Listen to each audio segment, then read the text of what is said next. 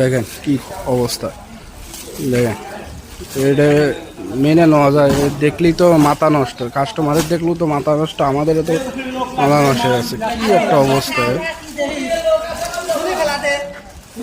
কায়সা নিয়ে আসছে, প্লাস্টিক নিয়ে আসছে। দাঁড়াও একটু সাইড সাইড, ওই কথা ভাই, কথা আলাদা আলাদা করে রাখো, ওই ওইভাবে প্লাস্টিক ঢুকে রেখো।